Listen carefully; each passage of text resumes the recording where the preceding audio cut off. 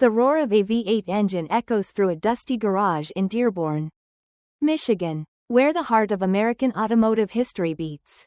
It's 2015, and 22-year-old Riley Harper, a grease-streaked prodigy with a wrench in one hand and a dream in the other, is elbow-deep in a '67 Mustang's engine. Her father, Jack Harper, a grizzled mechanic with a heart as big as a Hemi, watches her with pride. "You've got the touch, kid," he says, wiping sweat from his brow. "This car's gonna sing because of you." For Riley, this garage isn't just a workplace, it's her sanctuary, her school, her world. But in a single heartbeat, that world shatters, setting her on a collision course with a billionaire family, a $700 million corporate conspiracy, and a wedding that will ignite a firestorm of betrayal and redemption. Buckle up, this is Riley's story. And it's one hell of a ride.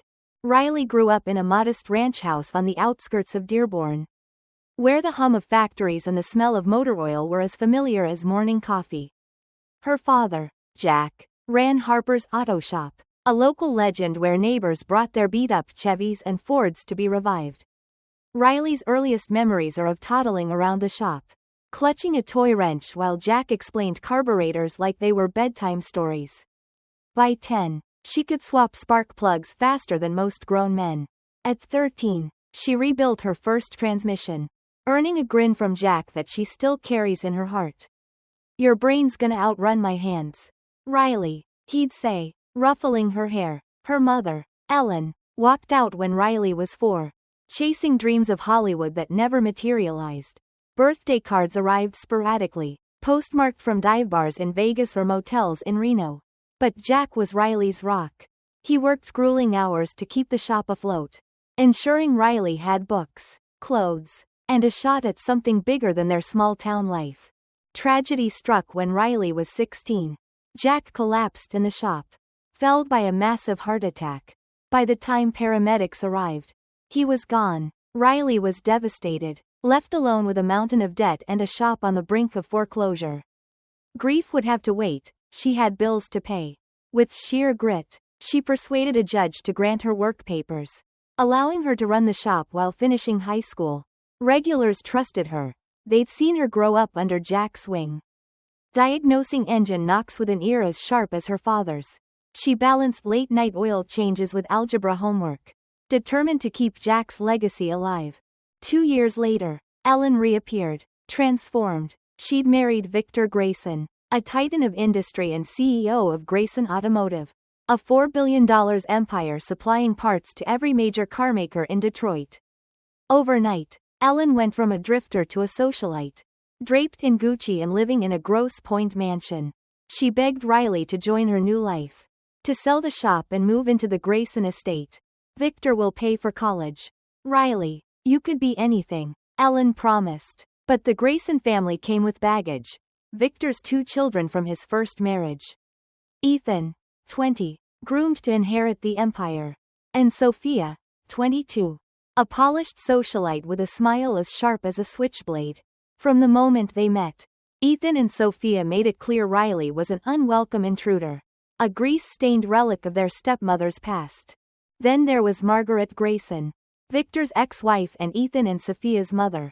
Despite the divorce, Margaret remained a powerhouse as Grayson Automotive's chief operating officer, living in a separate wing of the estate, a peculiar arrangement Riley found absurd, but apparently normal among the ultra-rich. Margaret sized up Riley's work boots and calloused hands with a sneer. "Ellen, dear, let's get Riley to my salon," she said at their first dinner, her voice dripping with condescension. Those hands could use some refinement. Riley felt like an exhibit in a zoo, scrutinized and dismissed. She refused to move into the Grayson mansion. Instead, she sold Harper's Auto Shop, using every dime to fund her engineering degree at the University of Michigan. Riley rejected Victor's offers of tuition or internships, determined to succeed on her own terms. Scholarships, loans, and part-time jobs fueled her journey. 4 years later, she graduated with honors and landed a job at Motor City Dynamics, one of America's top automakers. Over the next 6 years, Riley climbed from junior engineer to lead powertrain specialist, earning 3 patents for hybrid engine innovations and heading a team developing next-gen electric vehicles. Her career soared, but her ties to the Grayson family frayed. She met Ellen for occasional lunches, where her mother gushed about Ethan's rise at Grayson Automotive or Sophia's charity galas, barely asking about Riley's work. Victor sent Christmas cards with checks she never cashed. Sophia ignored her unless forced to interact at rare family events. Ethan was marginally warmer, texting technical questions when he needed her expertise. Margaret, the family's gatekeeper, ensured Riley remained an outsider. A mechanic's kid, who didn't belong in their gilded world. In June 2025, an invitation to Ethan's wedding to Lauren Caldwell, daughter of a powerful real estate mogul, arrived. Riley nearly tossed it, unaware Ethan was even engaged. But Ellen called, her voice trembling with urgency. Please, Riley, it's important to me. Ethan wants you there. The mention of Ethan's request piqued Riley's curiosity. Maybe he'd grown up. Maybe, after years of distance, they could act like family for one weekend. She booked a flight, packed a simple black dress, and steeled herself for 3 days at the Grayson estate. The Grosse Pointe mansion loomed as imposing as ever, its marble columns and manicured lawns a stark contrast to Riley's modest Dearborn apartment. Her Uber driver gawked as they pulled up. People really live like this? He asked. Apparently, Riley replied, tipping him before grabbing her duffel bag. A staff member reached for it, but she waved him off. I've got it. She'd packed light, planning a quick in and out. Margaret greeted her in the foyer, directing florists with the precision of a general. Her eyes flicked over Riley's jeans and flannel shirt. Riley, you're here, she said flatly. Ellen said you'd be joining us. Thomas will show you to your room. No warmth, no welcome, just a dismissal. Good to see you too, Margaret, Riley said with a forced smile. Margaret pointed to a staff member. The West Wing guest room. The small one. Then she turned back to her flowers. Conversation over. The small room was a closet by Grayson standards, tucked in a remote corner of the mansion. The message was clear. Riley was tolerated, not embraced. As she unpacked, Ellen knocked softly. Riley, you made it. She hugged her daughter, smelling of Chanel and nervous energy. How's my girl? You look tired. Are you eating? I'm fine, Mom, Riley said, biting back irritation. Flight was smooth. How's the wedding prep? Ellen's eyes lit up. Oh, it's chaos. Margaret's a saint, handling everything. The flowers alone cost $30. Can you believe it? Riley couldn't. $30 was her down payment on a fixer-upper last year. Where's Ethan? She asked. I want to congratulate him. Ellen waved a hand. In meetings with Victor and the Caldwell Group. Did you hear about the merger? Grayson's joining forces with Caldwell Enterprises. $700 million deal.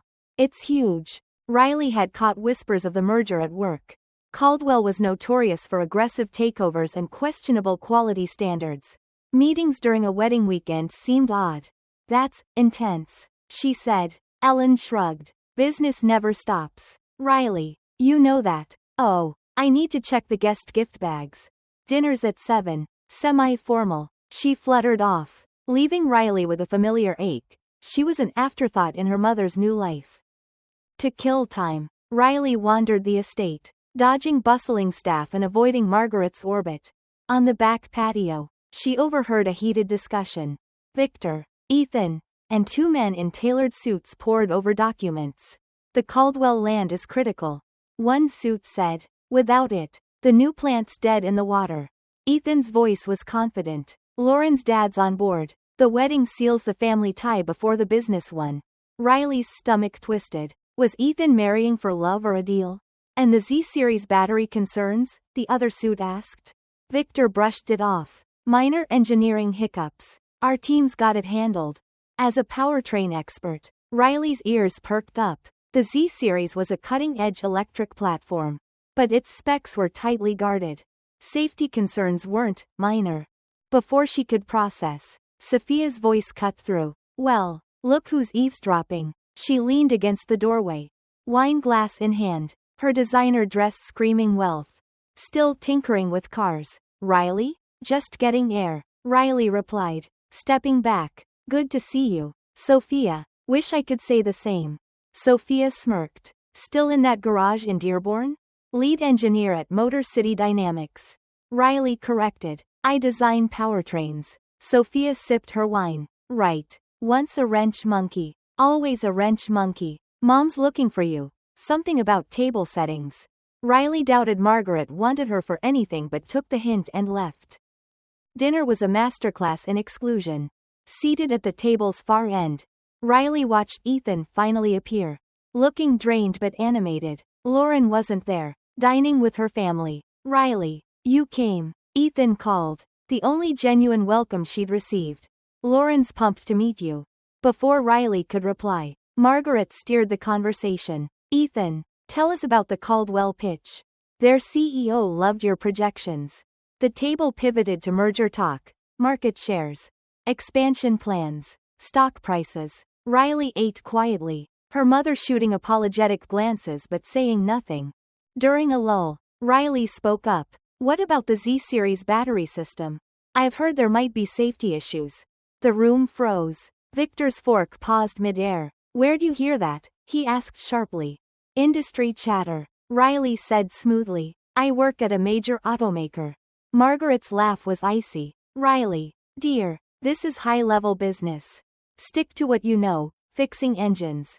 Riley held her gaze. Sure thing, Margaret. But she caught Ethan and Victor's uneasy glance.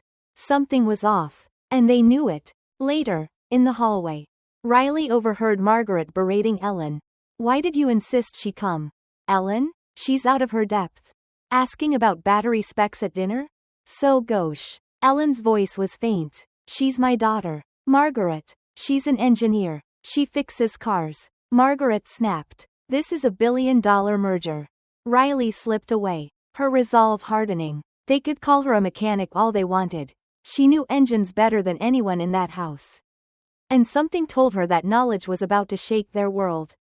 The next morning, the estate buzzed with wedding prep. Riley, restless, offered to help the frazzled event planner, Carla, with table setups. Your family, Carla said, surprised. Mrs. Grayson said family doesn't help. I'm Riley Harper, Ethan's stepsister, she said. I'd rather stay busy. For hours, she arranged centerpieces and folded napkins, her precision impressing the staff. You an event planner? One asked. Engineer, Riley grinned. I like things to work right. Mid-task, a young woman approached. Hey, know where I can find extra place cards? Riley looked up to meet Lauren Caldwell, Ethan's fiancée, her blonde hair pulled into a messy bun. Eyes warm but anxious. I'm just helping out, Riley said. Try Carla, the planner. Lauren flushed. Oh, I thought you were staff. I'm Lauren, Riley Harper, Ethan's stepsister. Lauren's face lit up. Riley, Ethan says you're a genius engineer who built herself from nothing. I've been dying to meet you. Surprised, Riley warmed to her. He said that? Lauren nodded. I'm kinda nervous about this whole Grayson thing. They're intense. Over sandwiches in the kitchen garden. Lauren opened up. My dad's got money, but nothing like this. We're normal, grocery runs, coach flights. This wedding's overwhelming. Riley nodded. Tell me about it. I'm barely a Grayson. Lauren hesitated. Can I tell you something? I'm uneasy about how this wedding ties to the merger. My dad's land is part of it. And sometimes I feel like a bargaining chip. Riley frowned. Have you told Ethan? I tried. Lauren sighed. He says it's just timing. But I'm not sure. Before Riley could respond, Margaret appeared with a trio of socialites. Lauren, there you are. The florist needs you. Her gaze slid over Riley. I see you've met Riley. One socialite squinted. Is she your planner? The tables are divine. Margaret's smile tightened. No, Cynthia. This is Ellen's daughter from her first marriage. Riley works with cars. Lead powertrain engineer. Riley corrected. Margaret waved a hand. She's our mechanic. Handy when things break. The socialites giggled. Ellen, trailing behind, winced but stayed silent. Lauren looked horrified. Margaret's words stung. But Riley stood tall. I should get back to setup, she said, walking away as Margaret's voice drifted after her. No social graces. You can take the girl out of the garage? Humiliation burned, but it sparked something fiercer. Riley wasn't here to win Margaret's approval. She was here for Ethan's wedding. And maybe, just maybe, to uncover the truth about the Z-series. Back in her room, she found the wedding itinerary in the study, alongside a laptop and files labeled Confidential, Caldwell Merger. Curiosity won. She flipped through the Z-series specs and froze. The battery cooling system was a disaster waiting to happen, prone to thermal runaway under high-stress conditions. Notes scrawled in the margins read, "Address post-merger, Q4 2026. They knew, and they were burying it. Riley's hands shook as she snapped photos of the documents. Another file revealed emails between Victor, Margaret, and executives. One from Margaret to Victor read, "Keep Riley Harper out of merger talks. Her presence is a courtesy to Ellen. She lacks the sophistication for these negotiations." Another email confirmed Lauren's fears. Caldwell land secured via marriage. Ethan must close by Sunday. Riley's blood ran cold. The wedding was a chess move, and the Z-series flaw was a ticking time bomb. Footsteps approached. Riley grabbed her itinerary and feigned reading as Victor entered. "Riley? What are you doing here?" he asked, eyes darting to the desk. "Looking for my schedule," she said, holding up the folder. "Mom said it'd be here." He studied her. "Find what you needed?" "Yep. Busy weekend." Victor nodded. Wary. "I saw you helping with setup." "No need. We have staff. I like to help," Riley said. He paused. "I've followed your career, Riley. Your work at Motor City's impressive. Post-merger, we'll need engineers like you at Grayson Caldwell." The job offer blindsided her. "I'm good where I am," she said cautiously. Victor smiled thinly. "Think it over. Family should stick together." Back in her room, Riley reviewed the photos. The Z-series flaw was worse than she'd feared. Catastrophic failure was inevitable without a redesign. She faced an impossible choice: stay silent and preserve her fragile family ties, or expose the truth, risking everything. As an engineer, she couldn't ignore the danger. But confronting Victor and Margaret meant torching bridges she'd barely built. As she dressed for the rehearsal dinner, Riley rehearsed her pitch, sketching a safer cooling system. She'd give Victor a chance to do the right thing. If he didn't, she'd find someone who would, even if it meant blowing up a wedding, a merger, and her place in the Grayson family. Riley Harper was no stranger to fixing broken things. But this time, the stakes weren't just a car, they were lives, legacies, and the truth. And she was ready to fight for all of it. June 2025. The Grayson estate shimmered with champagne and secrets. Riley Harper, 28, stood out in her simple navy dress among glittering gowns at Ethan's rehearsal dinner. The $700 million Grayson Caldwell merger loomed. But Riley's discovery of a fatal Z-series battery flaw, a fire risk buried until post-merger, burned hotter than the chandeliers. She was an outsider, mocked as a mechanic. But she held the power to unravel it all. Riley cornered Victor Grayson by the rose arbor. "The Z-series cooling system's a disaster," she said, showing her thermal runaway calculations.